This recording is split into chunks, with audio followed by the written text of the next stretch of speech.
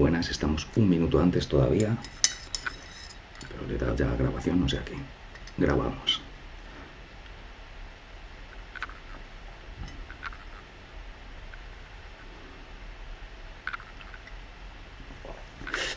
Un jueves más, mirad, aquí estamos, uy, un jueves más, un viernes más, un viernes sí y un viernes no, ya sabéis que ahora durante el curso tendrá que ser un viernes sí y un viernes no, pues nos vemos un ratito aquí en el Café Conciencia. Hoy me vais a permitir que no os dé la turra con el cambio climático y la crisis ambiental y la crisis de recursos, sino que nos centremos en otras cosas, ¿vale? Esperamos un poquito a ver si llega la hora que nos hemos puesto antes de tiempo.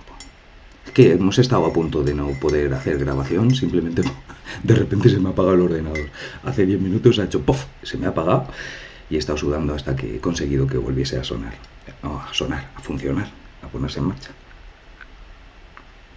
Y que funcione la cámara, que funcione el micrófono, en fin. Fijaos la tontería que es esto y la complicación que lleva, que de repente me falla, bueno, porque la verdad que tengo la tecnología ya un poco hecha polvo.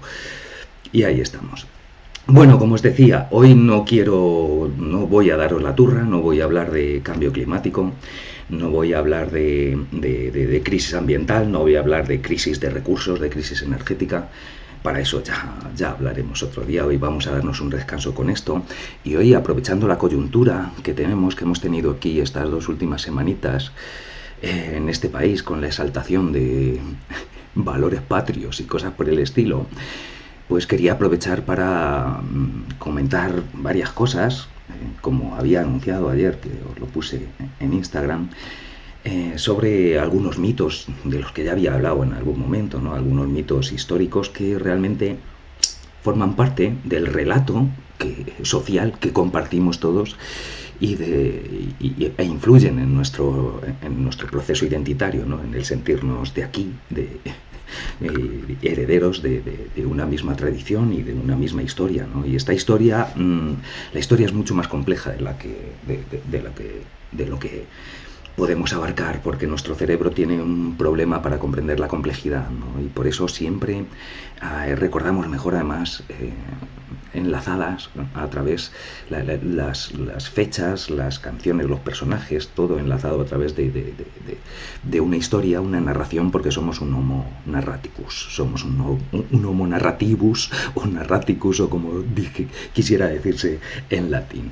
La cuestión es que quién hace esa narración, ¿no? Y qué es lo que llega y cuál es la idea que tenemos todos los demás. Hay unos que deciden qué es lo que ha ocurrido y ese relato siempre sesga parte de la realidad. La realidad es mucho más compleja de lo que aprendemos en historia, pero hoy día tenemos todos los medios para adentrarnos, para bucear y para bichear y para buscar detalles y profundizar en esa historia más allá de la anécdota, ¿no? Y hay grandes historiadores y se ha desarrollado mucho la historiografía como para que tengamos hoy día, si queremos, del momento histórico que queramos, tengamos una visión bastante más coherente con la realidad más compleja y que da lugar a explicar más la evolución que hemos llevado, ¿no?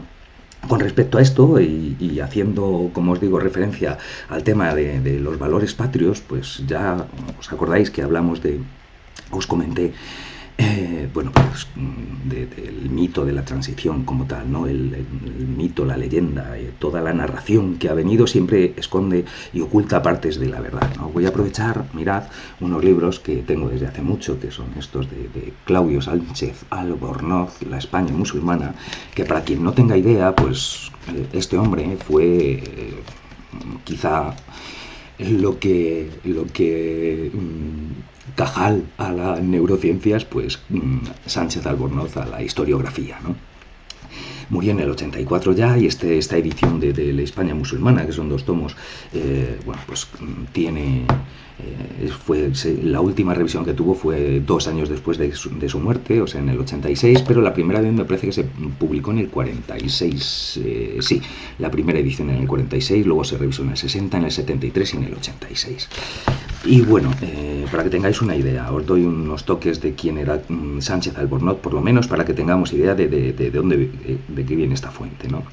Mirad, en 1900, fue un investigador en historia que fue rector de la Universidad de Madrid, o sea que fue una persona y llegó a ser hasta ministro de la República, con lo cual luego se exilió y estuvo en Argentina, aunque volvió ya después de la muerte de Franco, volvió y murió en Ávila, vamos, en el 84, como digo, en 1984. Pero para que nos hagamos una idea, este hombre, digamos que en 1970, ponen aquí en la, fíjate, en el, ¿cómo se llama esta? La sobrecubierta, ¿no?, del libro, en la que viene a veces información sobre el autor, que dice que en 1970 se le concedió el premio Feltrinelli, que es el máximo galardón universal, parejo al Nobel en el campo de las actividades científico-humanitarias, y en 1984 obtuvo el Príncipe de Asturias. La bibliografía de Sánchez Albornoz es impresionante por calidad y cantidad, más teniendo presente su rigor documental atenido a fuentes e instituciones. O sea, es una persona del más reconocido prestigio a nivel internacional y bueno, pues y fijaos, además, no es precisamente que no podremos decir que su nombre es su época, ¿no? Y esto lo escribió en el 46, y por supuesto no era islamófilo en absoluto. No estamos hablando de González Ferrín, que es arabista, no, estamos hablando de Sánchez Albornoz. Fijaos que se le concedió de joven, se le concedió el premio de las Cortes Españolas por un aporte fundamental, dice, en el 12º centenario de la batalla de Covadonga. Publicó Historia del Reino Astur-Leonés y sus instituciones. O sea que no estamos hablando, como te digo, de alguien que negase la reconquista o que estuviese en contra. Pero, por supuesto, es alguien concienzudo, alguien que utiliza el método científico a través del análisis de fuentes y de textos y de documentos históricos, y basa, por lo tanto, sus conclusiones y sus relatos en algo tangible y dando importancia, además, distinta importancia a las fuentes en función de su verosimilitud, del tiempo que pasa desde que ocurrió el acto hasta que lo publica, etcétera, etcétera, etcétera. O sea que tenemos buenas garantías de que esto es un buen material, a un buen nivel. Estamos hablando de lo que corresponde, es que se me va, al Nobel, pero en historia, ¿no?, en humanidades e historia. Vamos a comentar algunas cosas con respecto quiero leeros algunos pasajes, voy a coger directamente y leeros algunos trozos, para que, bueno, pues salpiquemos y cambiemos un poquito y maticemos el relato que todos tenemos de lo que fue la invasión musulmana en el 711 y qué es lo que ocurrió aquí hasta que los echaron los reyes católicos, ¿no? Acabaron con el reino de Granada, el último rincón de cultura árabe en la península ibérica. Os voy a contar, fijaos, lo primero vamos a ver algo, quería comentaros algo para ver cómo fue realmente esa invasión, ¿no? Cómo llegaron aquí los ejércitos musulmanes y cómo 10.000 jinetes prácticamente en muy poquitos años, después de llevar décadas intentando conquistar el norte de África, pues aquí en muy poquitos años conquistaron toda la península. ¿Cómo es esto que ocurrió, no? Mirad, aquí tiene una sección, Sánchez Albornoz, en la que comenta, se llama Capitulaciones, y dice lo siguiente. Dice, la traición de los vitizanos, bueno, para quien no lo sepa, pongámonos en situación.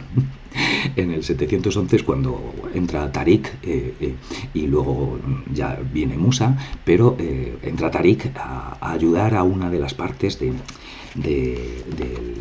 a la mitad de los visigodos. O sea, los visigodos estaban en una plena guerra civil, se había muerto Vitiza sin descendencia y hubo una guerra de Don Rodrigo contra los herederos de Vitiza, y ganó Don Rodrigo, y entonces los herederos de Vitiza no estaban de acuerdo y parece ser que de alguna manera antes las guerras entre Ágila y otras guerras civiles, porque los visigodos estuvieron de guerra civil prácticamente todo el tiempo, ¿no? Ya habían hecho una jugada parecida con los bizantinos, habían llamado a los bizantinos, porque aquí cuando te hablan del reino godo, de los visigodos, bueno, pues estuvieron los visigodos, pero durante mucho tiempo estuvieron los suevos también y no conquistaron la parte de los suevos. Luego sin los suevos también estuvo el imperio bizantino ocupando todo el sector sureste de la península ibérica, desde Granada Granada, Málaga, hasta Murcia, por lo menos, y parte del Levante, que era un territorio bizantino, ¿no? Ya hubo en unas guerras civiles anteriores un bando que pidió ayuda a un ejército extranjero. En este caso, se cree que los descendientes de Witiza, al no estar de acuerdo con que don Rodrigo ocupase el trono, sentirse ellos que eran los legítimos herederos, aunque la monarquía es electiva, de acuerdo, que era la nobleza quien elegía al rey, la nobleza visigoda era así, aunque llevaba tiempo ya que lo normal era que pues como esto siempre, pues si la familia del rey se lo trabaja para que al final su hijo sea elegido, aunque sea por votación de los nobles. El caso es que Witiza, por lo tanto, los witizanos eran los herederos de los que no estaban de acuerdo con que Rodrigo gobernase, y los que por lo tanto habían llamado, y a los que se atribuye como traidores por la causa visigoda, por así decirlo, ¿no? Porque habían hecho entrar a los que al final se quedaron con la península. Pero bueno, grosso modo, que dejémoslo ahí, pero ahora vayamos a ver algunos detallitos más.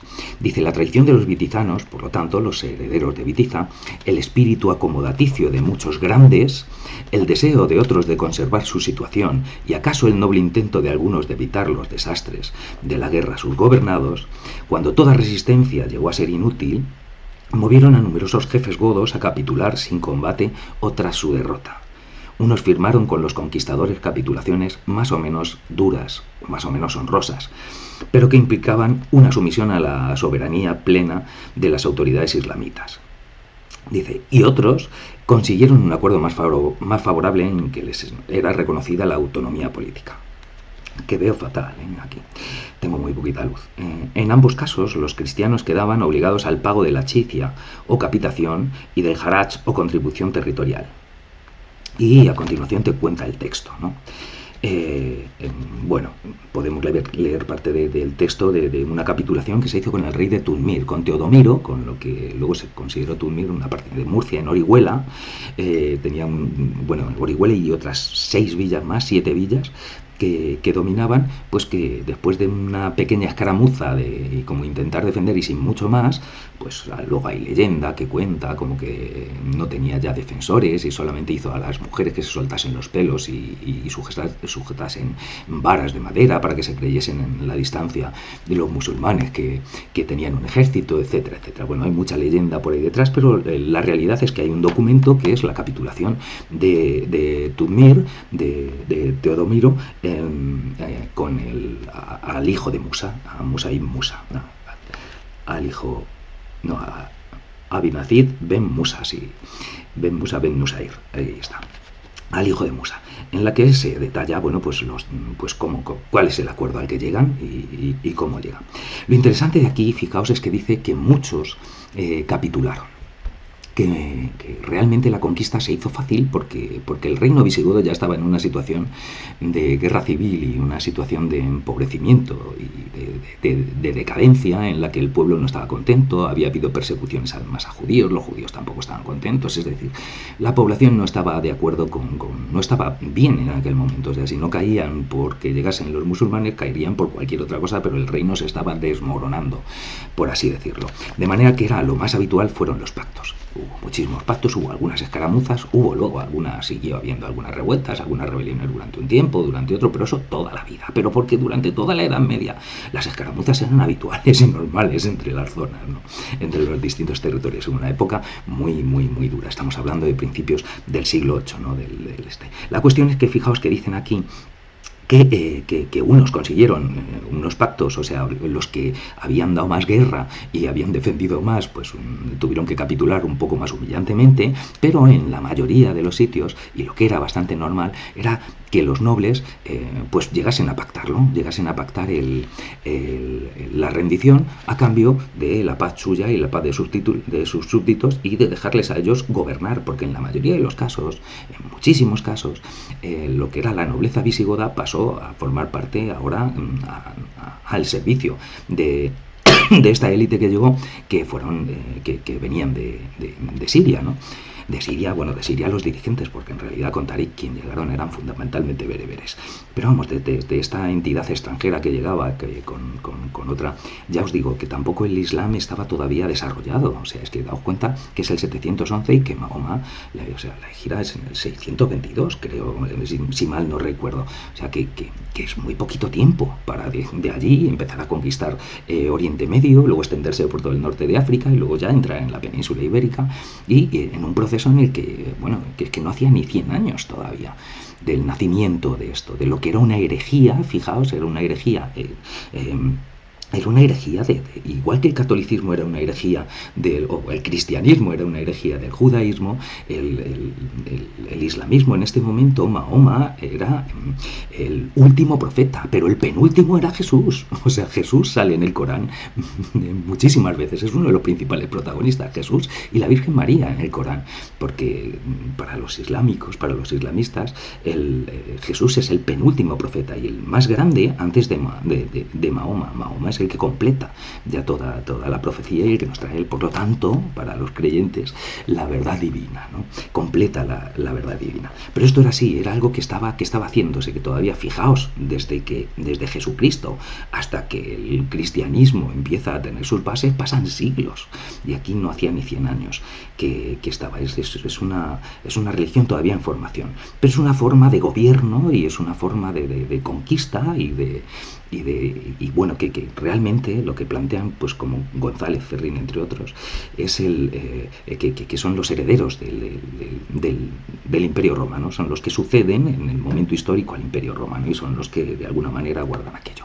Aún así, por lo que comentan aquí, por lo que comenta Sánchez Albornoz, quiero que nos fijemos en eso, en los pactos, en que la mayoría de las veces simplemente se pactaba con el nuevo que llega, me pongo a tu servicio y en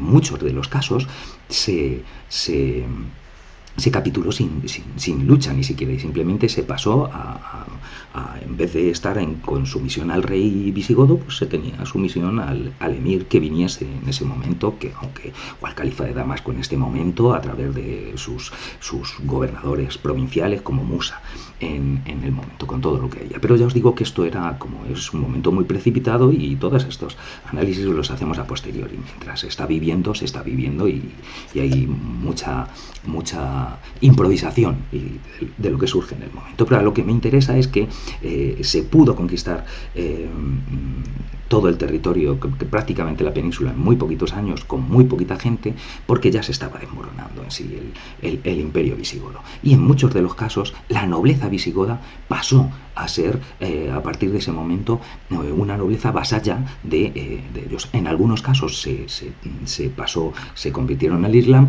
y en otros siguieron siendo católicos que llevaban solamente desde Recaredo, o sea que tampoco hacía tanto, porque recordemos que los visigodos cuando llegaron aquí eran arrianos, ni siquiera eran católicos. Se pasaron al catolicismo a finales del siglo VI y estamos a principios del siglo VIII, o sea que tampoco hacía tanto.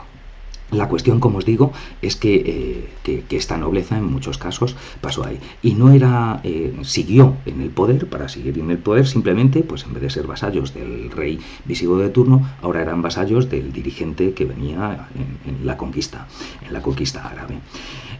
Pero como os digo, algunos se cambiaron, algunos, no muchos, en un principio algunos abjuraron de su religión y fueron conversos al Islam, pero en un principio el Islam, los Omeya, que eran la dinastía que gobernaba en Damasco, los Omeya y sus enviados, por lo tanto, no propiciaban el paso a la conversión religiosa, no la propiciaban porque, entre otras cosas, como aquí dicen en ambos casos, quedaban obligados los conquistados al pago de la chifia o capitación. Este impuesto los musulmanes estaban exentos, con lo cual el que hubiese más creyentes podía ser una catástrofe para las finanzas de un ejército en expansión cada vez que seguía avanzando en sus conquistas, ¿no? Otro punto que quiero comentaros en esta línea, mirad, es el caso de Sara la Goda. Sara la Goda es nieta de Witiza, es una nieta de Witiza Y quiero comentaros lo que cuenta aquí Sánchez de Albornoz, que nos dará otros toquecitos más.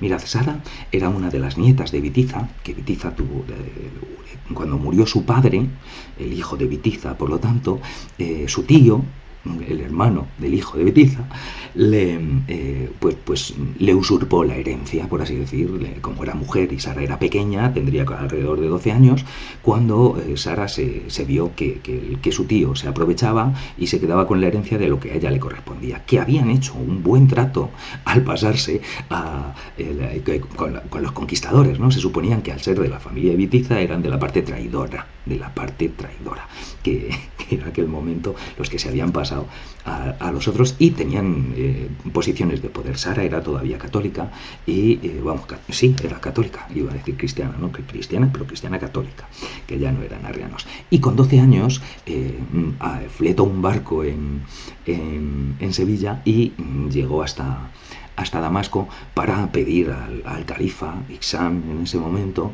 el último gran califa que tuvieron los Omeya, para pedir justicia y que se le devolviesen sus tierras. Entonces, fijaos lo que dicen, lo hacen, lo consiguen, o sea, se quedaron impresionados, además de que una niña hubiese recorrido medio mundo que es el Mediterráneo de occidente a oriente, o sea, es todo el Mediterráneo en aquella época, ¿no? Y luego la travesía hasta Bagdad por tierra, etcétera, era toda una aventura, y lo había hecho con 12 años la niña.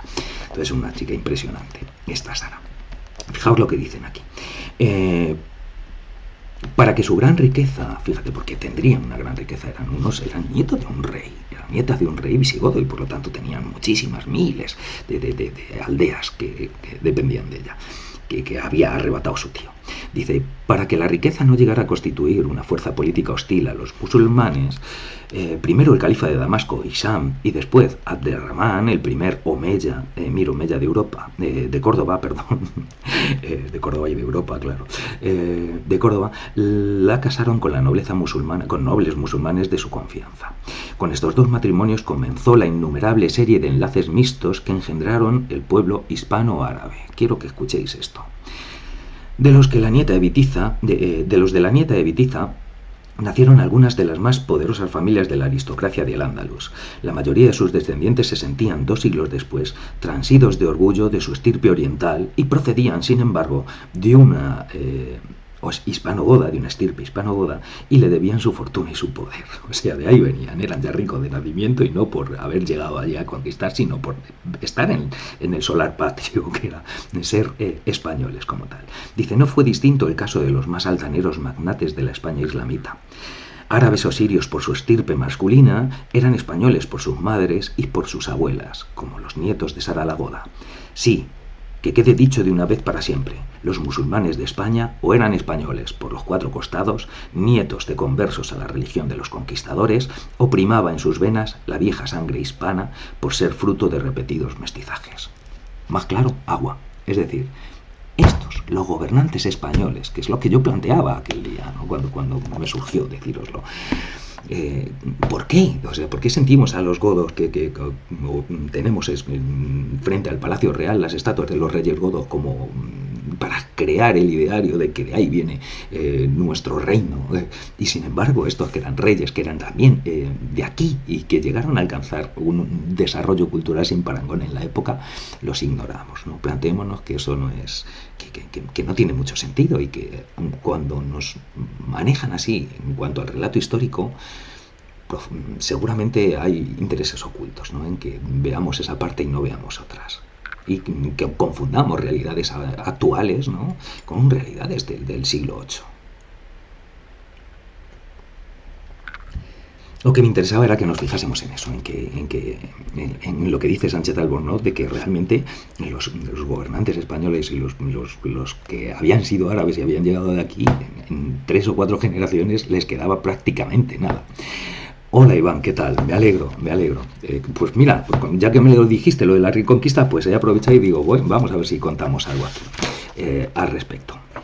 Quería comentaros algunas cositas más para ir dando algunos toques, también matizando nuestro conocimiento de la época. Como habéis visto, la conquista no era tan simple, No era una conquista como tal, sino que en muchos casos fueron acuerdos, es decir, no hubo tantísimas batallas, sí hubo sus batallas en su historia, ¿no? La historia no es blanca ni negra, pero vamos, que era muy normal que los dirigentes anteriores siguieron dirigiendo después de que llegasen los conquistadores, y en algunos casos tuvieron grandes responsabilidades de Estado, ¿no? Había señalado también, fijaos aquí una parte, que de alguna manera quería comentaros, y quiero saber por qué lo había señalado. Ah, esto es lo de... Vale, perfecto. No me acordaba. No, quería ver aquí.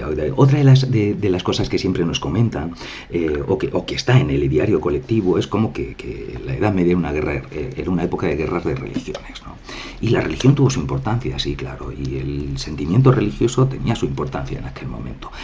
Pero no era como la imagen la imagen que tenemos, ¿no? Entre otras cosas, tenemos la idea como que siempre estaban los cristianos luchando contra los musulmanes. Bueno, pues veamos lo que dice aquí. Mirad, el primer mensaje diplomático de un emir de Córdoba, o sea, con quién se establecían las relaciones diplomáticas, con qué otras potencias en el mundo contemporáneo que ellos tenían, ¿no?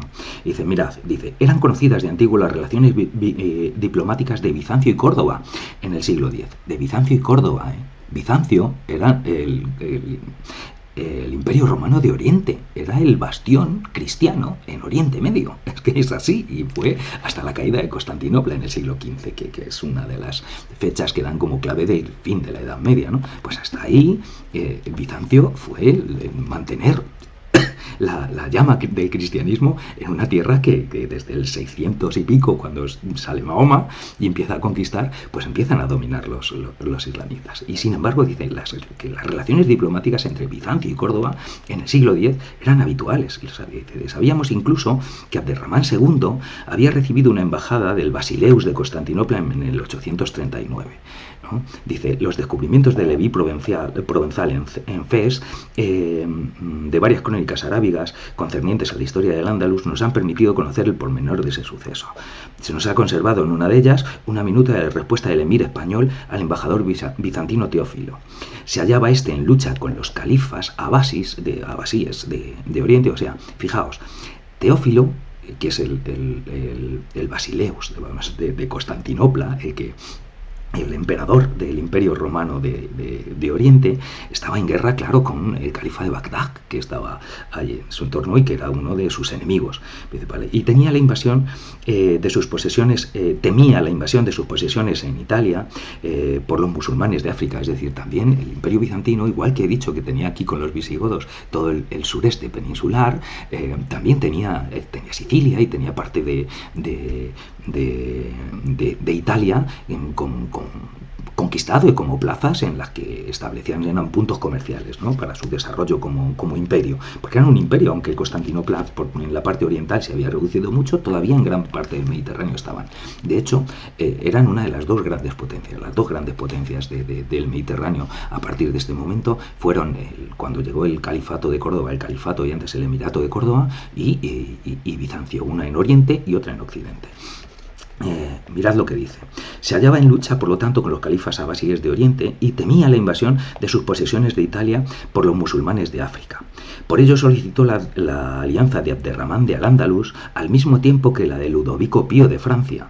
Para conseguirla, Teófilo recordó al emir la disposición del asesinato. Es decir, bueno, ya nos cuenta más historia. Lo que quiero yo que nos fijemos aquí es que el rey de Constantinopla, el emperador de Constantinopla, que está en lucha con Bagdad y que teme perder sus posesiones en Italia por invasiones musulmanas del norte de África, resulta que a quien pide ayuda es, por un lado, al emir, en este caso a Abderramán II, fijaos, el emir de aquí de Al-Ándalus, y también a Ludovico Pío de Francia. O sea que aquí tenemos a un rey católico, Ludovico Pío, católico y pío, fijaos, piadoso. O sea, el Ludovico Pío y el que se supone con la historia garrafón que nos llega como que era el enemigo a las puertas, ¿no? El hereje contra el que luchar. Pues mira, es como era un imperio, un estado poderoso, también le pide ayuda el emperador de Constantinopla. Me parece muy interesante, esto rompe todo el esquema de cristianos y contra musulmanes luchando, ¿no? Pues a veces era así y a veces no era así. ¿Y cuántas de estas veces en realidad era simplemente un manejo de la población? O sea, ¿cuántas veces se sublimaban las diferencias religiosas, culturales, tal, y se marcaba al enemigo, y luego al rato, en cuanto se solucionaba o cambiaban las tornas, volvíamos a ser amigos, los dirigentes eran amigos sin ningún problema? Esto era bastante más habitual de lo que podemos pensar.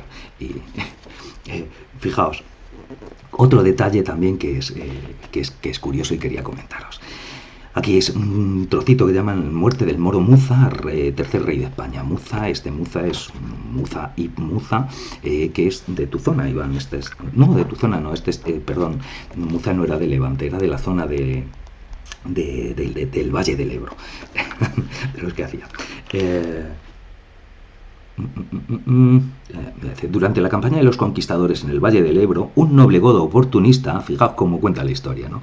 Un noble godo oportunista, en el momento de la conquista del Valle del Ebro, llamado Fortún, se convirtió al islamismo y conservó así sus tierras y su fuerza política. O sea, directamente no es que capitulase, es que directamente se pasó al islamismo y dijo: yo voy a ser de los vuestros.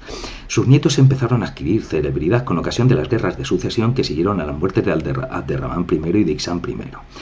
Poco más tarde lograron tallarse un principado cuando los españoles, un siglo después de la invasión, es decir, ya en el siglo IX, se dieron cuenta de su fuerza y se sintieron arrastrados por un movimiento de exaltación nacional. O sea, como veis, aquí ya está un listo y sus descendientes, que ahora me paso a la otra religión, ahora exalto el sentimiento nacional, ahora nosotros somos la leche.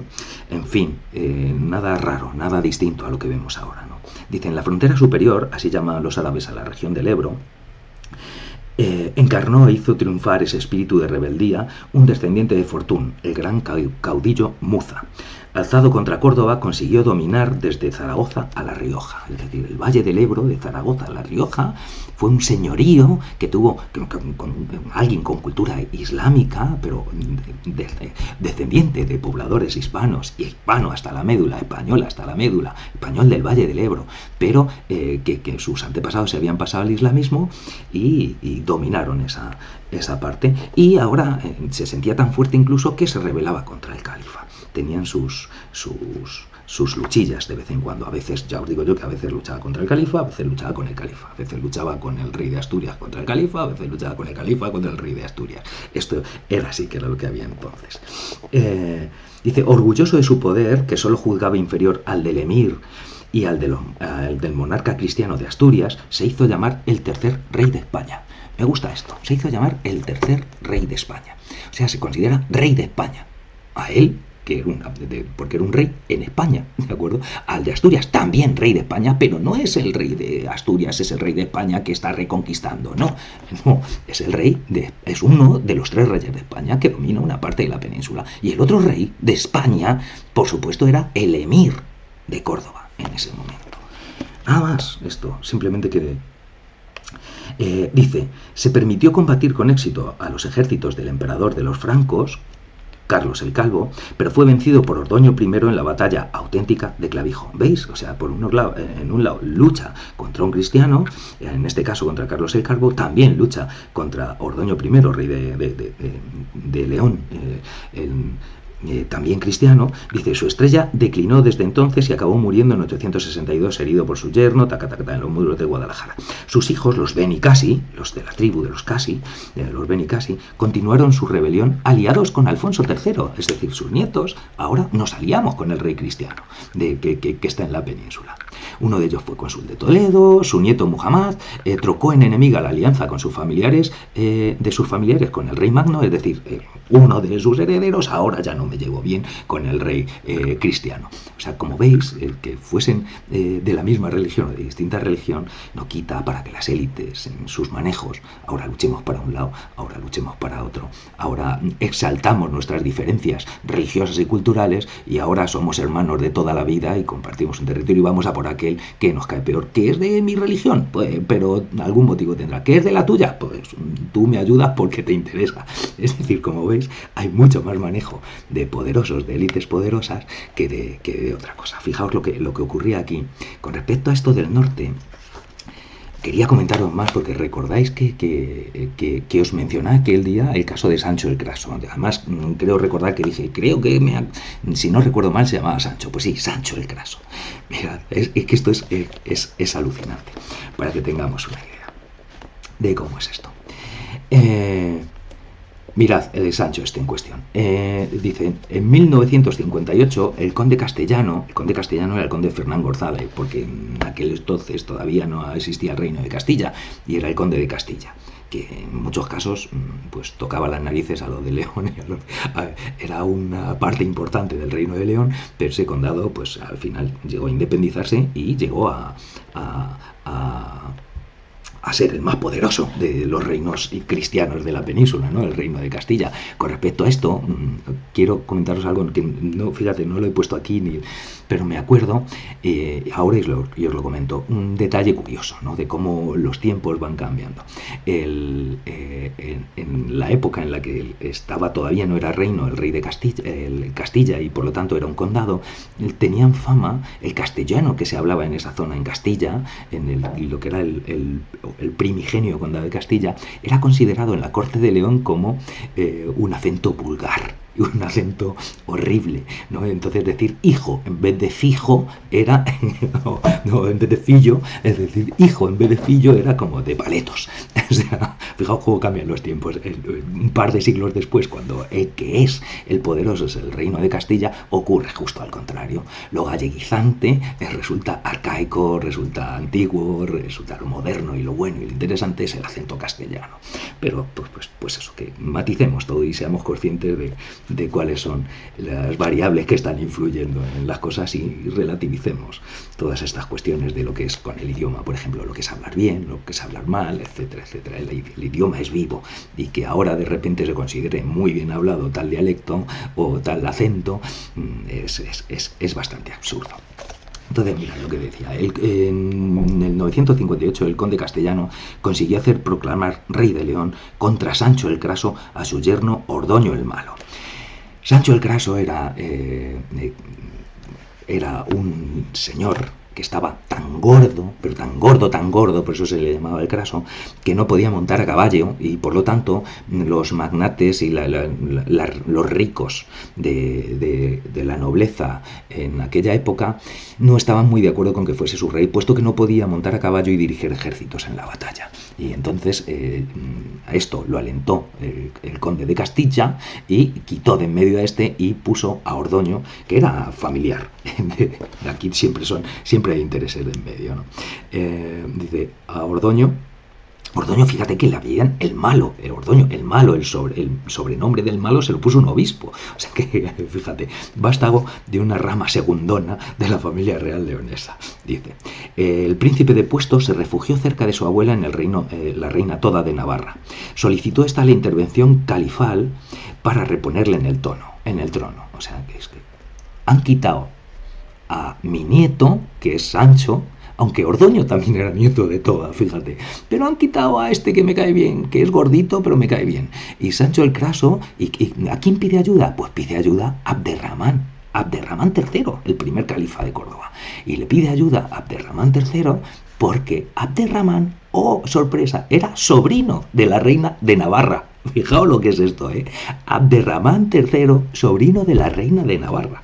En fin, es alucinante. Cuando hace nada estaban luchando el uno contra los ejércitos de califato, lucharon, habían arrasado Pamplona no hacía tanto, etcétera. O sea que ahora nos pegamos, ahora somos familia. Fijaos cómo es esto. Abderramán logró, por medio de su embajador, el médico judío tal, por medio de el médico judío, que la Navarra y el leonés, o sea, Toda y su nieto Sancho, vinieron a Córdoba a solicitar humildemente su apoyo. Sancho curó de la obesidad gracias a los remedios del hebreo, del médico, del califa, por lo tanto, y recuperó su corona con la ayuda de los ejércitos musulmanes, o sea, que le curaron la gordura y luego fueron a conquistar el reino de León, llegaron a León, arrasaron a León y pusieron de nuevo a este y se volvieron a Córdoba. Esa era la realidad. O sea, ni estos querían ahora quedarnos con León, ni los otros cuando llegaban y ayudaban a otro y conquistaban una tierra musulmana durante mucho tiempo, se la devolvían y seguían porque le interesaba que el otro siguiese allí, y lo que hacían era que le pagaban, pues le pagaban un impuesto y ya está. Quiero decir, le pagaban un tributo, eran tributarios, y le interesaba que el tributario le fuese mínimamente bien, no demasiado bien, que esto era lo que era la política. Voy a hacer que mis tributarios estén bien, pero en cuanto uno crece un poquito voy a putearle un poco, no sea que se me haga fuerte y me quite a mí el tema. Esa es el kit de la política en gran medida. Pero fijaos, esto no acaba aquí. Dice, fue entonces Ordoño el Malo al que le deponen, o sea, Ordoño el Malo ha quitado el puesto a Sancho apoyado por el conde de Castilla. Sancho va a su abuela en Navarra, la reina Toda, y le dice que qué hace. Y entonces la otra coge y dice, mira, te llevo a Córdoba, adelgazas, cogemos los ejércitos del emir y te volvemos a poner en el trono de aquí. Entonces Ordoño, que ahora es el despojado del trono, es quien acude a la frontera en demanda de auxilio. Pero ya Abderramán III ya había muerto y está su sucesor, Al-Hakam II. Dice, había entre tanto sucedido su padre, Al-Hakam II, en Al-Ándalus, y fue el nuevo califa quien recibió solemnemente al soberano desposeído. Obtuvo de este grandes promesas, pero murió sin conseguir recuperar el reino perdido. O sea que imaginaos lo que hacían, ¿no? Aquí, en este momento, qué curioso, cómo es, ¿no? Esta idea de reconquista se nos va un poquito. ¿A quién pido ayuda? ¿Pido ayuda? ¿Os imagináis? Al enemigo, al que tengo que odiar, y que además es un hereje, y que, bueno, pues la religión pasa a un segundo plano. Aquí al final son familias, intereses. La cuestión es que si investigáis un poquito, esta reina Toda era hija de Oneca, que era hija de Fortún. Bueno, no vamos a andar con toda la genealogía. El caso es que esta Oneca se casó con Abdullah, que es el abuelo de Abderramán III. Por eso, Abdullah y Toda, porque Oneca se casó con Abdullah y tuvo a Muhammad, que murió pronto, y su hijo era Abderramán III. Pero Oneca, que estaba con Abdullah, luego se casó, se fue cuando su padre accedió al trono de Navarra, cogió y se fue abandonó a su marido y sus hijos y se fue de nuevo a Navarra, y en Navarra se casó con el heredero del reino y tuvieron a Toda, de manera que Toda era hermana uterina del padre de Abderramán. Por eso, cuando le llama a la tía, le dice, oye, que le digas a tu médico que haga adelgazar a mi nieto y que nos ayudes a recuperar el trono. Le hace caso, y por eso el hijo es que hay una conexión entre las grandes familias, pero tengan la religión que tengan, si es que son todos los mismos desde hace no sé cuantísimo tiempo. Y fijaos, si estas familias que habían sido, que provenían en muchos casos, como del Fortún y todos estos, de la élite goda, que se habían convertido, pero que antes habían sido élite romana, o sea, que se habían acoplado a los visigodos, que llegaban. Si es que si empezamos a rastrear, empezamos a rascar aquí y cogemos dónde están los grandes capitales de este país, y vamos a llegar hasta las familias de la época romana, hasta los patricios. O sea, que es una continuidad increíble, ¿no? Y de hecho, si escarbáis un poco, como os digo, parece que hay una conexión a través de esta Oneca, por lo tanto, que es abuela de Abderramán y madre de Toda, y la línea de Toda con toda la casa real de Navarra, llega por línea directa a emparentar a Toda con los Borbones actuales, porque los Borbones, antes de ser reyes de Francia, fueron reyes de Navarra, reyes de la Baja Navarra, que era la parte navarra se llama Baja, pero está en el mapa, está encima, ¿no? Es la parte francesa, está en el Iparralde, en lo que se llama el Iparralde, en la parte, el País Vasco francés. Pues ahí, en lo que era la Baja Navarra, Fijaos, resulta que los capetos, de los capetos es de los que descienden los Borbones, y estos son los que llegaron a gobernar en Navarra, de manera que hay una conexión entre los Borbones y la Casa Real de Navarra, y una conexión directa entre esa Casa Real de Navarra y todos los califas, porque todos los califas que hubo en Córdoba fueron descendientes directos de Abderramán III, y Abderramán III era nieto de la madre de la que desciende toda una rama que conecta con los Borbones actuales. O sea, ¿qué es esto? ¿No? O sea, fijaos cómo es. Qué maravilla de cómo es la realidad. Quería comentaros un par de cositas más. Mirad, quiero leeros cómo describe a Córdoba, la Córdoba califal, aquí Sánchez Albornoz, cómo resume y cuál es la realidad que tiene. Y veréis si deberíamos sentirnos orgullosos de esa Córdoba que construyeron españoles que habían tenido un antepasado masculino en un caso que venía de fuera, pero eran españoles de pleno derecho, tanto más que cualquiera de nosotros, ¿no? Y por tradición. Fijaos, dice, Córdoba era ya una ciudad de 500.000 de almas en tiempos de Abderramán III, es decir, en la primera mitad del siglo X, y sus habitantes siguieron aumentando hasta los días de la Revolución Cordobesa, de las revoluciones cordobesas que comenzaron en el 1009. Contaba con una crecida población cristiana y una no reducida masa de judíos desde tiempo de Almanzor. Y desde tiempo de Almanzor vinieron a habitarla no pocos bereberes. Dice, triunfaban en Córdoba una plebe de numerosa y turbulenta, ávida de placeres. Pero de entre ella destacaba una aristocracia poderosa que, a imitación de Al-Hakam II, que fue el sucesor de Abderramán III, formaba bibliotecas y gustaba de las letras y las artes. Era a la par una ciudad burocrática, sabia y comercial, centro del gran imperio omeya occidental. En ella se hallaban instalados los órganos rectores de la corte y del gobierno, bajo el mecenazgo del califa y de los grandes. Residía en Córdoba un grupo... me he perdido. Un grupo de nutridos, gente de letras y de ciencias, médicos, filósofos, escritores, historiadores, geógrafos, astrónomos o matemáticos. Los nombres de algunas de las arterias de los barrios, pergamineros, perfumistas, zapateros, silleros, nos descubren alguna de sus industrias. Se abrían en ella mercados de libros, de esclavos, de granos. Dice, mirad, un año de abundancia se quemó el trigo para evitar el envilecimiento de los precios. Fijaos que estas técnicas ya las hacían entonces. Ahora nos escandalizamos cuando de repente vemos que tiran media cosecha de tomates para que no baje el precio del tomate. Pues esto ya lo hacían en Córdoba allí. O sea, que no era todo, no es que fuesen maravillosos, no, pero simplemente es porque la realidad es otra, no es la que nos cuentan, ¿no? Es por lo que quería comentarlo. En ellos se vendían y se compraban los más variados objetos de uso diario, de fabricación local o nacional: pieles de Zaragoza, cerámica de Calatayud, armas de Toledo, alfombras de Cuenca, sedas de Valencia y Granada, cueros y tapices cordobeses. A ellos llegaban también los más diversos objetos de lujo y las mercaderías más raras y exóticas que entraban en Al-Ándalus por el puerto de Pechina, próximo a Almería. El embajador de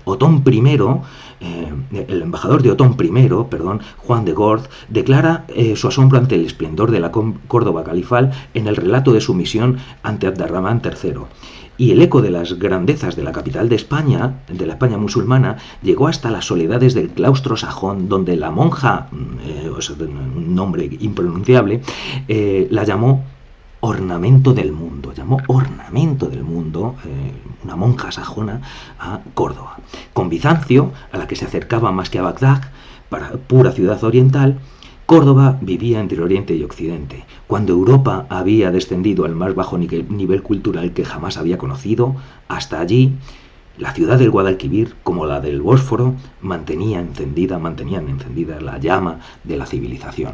Y en Córdoba, las claras mentes hispanas, dice y remarca, era de origen español, como importa repetir la inmensa mayoría de los habitantes de Al-Ándalus, fecundas por el pensamiento y el saber arábigos, gestaban la más rica floración cultural que España había de conocer hasta su siglo de oro, floración que había de madurar en la centuria siguiente de las taifas. Fijaos lo que dice aquí Sánchez de Albornoz de cómo era la Córdoba de aquel entonces. Como decía yo el otro día, pues había alumbrado público en época califal en Córdoba, y Londres era un villorrio de barro y podredumbre, ¿no? Para acabar con este repasito, mira, quería comentaros dos cosas, además, dos cositas más, que es un toquecito, un toque porque quiero que veamos cómo el territorio también imprime carácter en la gente que lo habita y cómo podemos reconocer en, eh, relatos que se hacen de aquella época. Fijaos cómo podemos reconocer perfectamente el carácter de determinadas zonas en otras, en una de ellas de Sevilla y en otra de Suecia. Mirad a ver si veo cómo... Aquí, mira, esto es un embajador del califa de Córdoba, Al-Ghazal, que se llamaba así, es un gran poeta hispanoárabe, Al-Ghazal, que fue de embajador al país de los magos, que llamaban a lo que sería Noruega o Suecia, hoy de los normandos, decían. Dice, añade, uno de los compañeros me ha contado lo siguiente, es el relato de lo que le había pasado a Al-Ghazal, ¿no? Dice, la esposa del rey de los magos de tal modo simpatizó con Al-Ghazal, porque Al-Ghazal era un poeta y era un zalamero, era un especialista, era un poco Quevedo en el sentido de que dominaba la sátira y era muy duro con los poderosos y no sé qué, pero también explotaba el panegírico, o sea, en la época se llevaba mucho, ¿no? Los poetas, trovadores y esto aduladores, que llegaba el rey y le decía, venga, hazme una poesía, pero como si lo habéis visto en Claudio, en Yo Claudio, también los romanos, ¿no? Hazme una poesía. Llegaba el otro, oh, qué maravilloso, eres Nerón, no sé cuánto, le pelotillaba un rato, otro quedaba encantado y ahí seguía el otro creando poesía. Pues igual Al-Ghazal lo hacía, pero al mismo tiempo, en cuanto tenía cierta mano, pues atacaba y le daba porque tenía una cabeza excepcional, según parece ser. Y de hecho, por esa velocidad mental y esa sagacidad, le elige el califa, para ir como embajador suyo, ¿no? Como embajador suyo a este país de los magos que llamaban a los normandos. Dice, el caso es que, dice, la esposa del rey de los magos de tal modo simpatizó con Al-Ghazal que no podía pasar un día sin verle. Si no iba él, ella mandaba llamarle y pasaba algún tiempo de conversación con él, hablándole de los musulmanes y de su historia, del país que habitaban, de los pueblos comarcanos, y por lo general, después de haberse despedido de ella para volver a su residencia, ella le enviaba un regalo, consistente en telas, manjares, perfumes o cosas parecidas. Estas visitas frecuentes bien pronto excitaron la curiosidad pública. Los compañeros de nuestro embajador se disgustaron por ello y le aconsejaron que fuese más prudente. Le dijeron, mira, Al-Ghazal, creo que te estás pasando, hay habladuría ya de que la reina está demasiado tiempo con ella, etcétera, etcétera. Entonces, dice, como él comprendió que podían tener razón, dice Al-Ghazal, uy, lo mismo estoy metiendo en un problema, me estoy pasando de frenada con el pelotilleo, ¿no? Dice, ya en adelante fueron más raras sus visitas a la reina. Esta le preguntó la causa de aquel cambio y él no se la ocultó. Él le dijo que es lo que había. Dice, su respuesta la hizo sonreír. Fijaos lo que le dice la reina, una reina sueca, ¿de acuerdo? Del siglo X, una reina sueca. Dice, los celos, dijo ella, no existen en nuestras costumbres. Entre nosotros, las mujeres no están con sus maridos, sino mientras ellas lo tienen a bien. Y una vez que sus maridos han dejado de agradarles, les abandonan. Alucinante, ¿no? Las suecas ya eran así en el siglo X. Y con respecto a esto, os daros otro toquecito, quería que vieseis, mirad, en el segundo tomo, este es el segundo tomo, también lo que se habla es un relato que hacen aquí ahora mismo, ¿quién lo hacía? Es el de hace Al-Shakundi, en un libro que se llama La Risala, ¿no? El momento de... Entonces, en la época, un pelín más tarde, en los reinos de taifas, que es cuando se produce el verdadero florecimiento cultural, como el siglo de oro no se produce en el máximo apogeo económico, sino que se produce en la decadencia. La decadencia de los reinos de taifas se atomizó todos los reinos y todos los reyes de cada taifa, de cada pequeño sitio, intentaban competir con los otros en tener los mejores poetas, los mejores científicos, los mejores médicos. Entonces, claro, fue un florecimiento cultural que arruinó todo, pero mientras duró fue la leche, ¿no? Dice, mirad lo que dicen. Está describiendo en este relato está describiendo Sevilla y el río y tal. Dice, supera este río a todos los demás en que sus riberas están bordeadas de quintas y de jardines, de viñedos y de álamos, que se suceden sin interrupción, con una continuidad que no se encuentra en ningún otro río. Me contó una persona culta que había visitado el Cairo y a quien yo pregunté por el Nilo, que los jardines y las quintas no se suceden en sus márgenes con la continuidad con que se suceden en el río de Sevilla. Del mismo modo, otra persona que había estado en Bagdad ponderaba este río, porque en él no falta nunca la alegría y porque no están prohibidos en él los instrumentos músicos y el beber vino. Fijaos lo están diciendo, ¿no?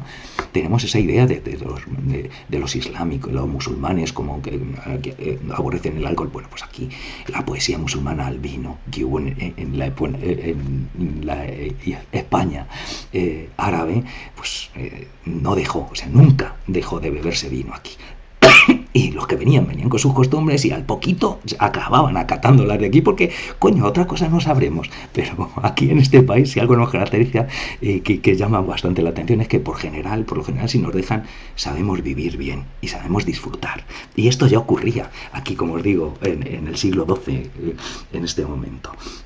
Dice, el beber vino, cosa que no hay nadie que repruebe o critique, mientras la borrachera no degenere en querencias y pendencias. Algunos de sus gobernadores, celosos en materia de religión, intentaron suprimir ese estado de cosas, pero no pudieron lograrlo. O sea, dice, los sevillanos son las gentes más ligeras de cascos, más espontáneas para el chiste y más dadas a la burla, aun empleando las más feas injurias. Y de tal suerte están habituados a esto y lo tienen por hábito que entre ellos es considerado odioso y cargante el que no se dedica a tales cosas y no da y acepta esta clase de bromas. ¿Qué os parece? O sea, ¿no reconocéis perfectamente el carácter sevillano por excelencia, o carácter de gran parte de Andalucía, ¿no? Bromistas, jocosos, y además hablan de la carga, fíjate que hablan en Cádiz, ¿no? Que hay que darte carga, y aquí dicen que si no eres capaz de meter pullitas y reírte de las pullas que te meten a ti, pues vete de aquí. O sea, eso es el carácter sevillano, fijaos, en el siglo XII, que se reconoce ahora mismo, el carácter sueco en el siglo X, que se reconoce también perfectamente. En fin, también, aparte de esto, ya que estamos con esto, lo comento también. Último toque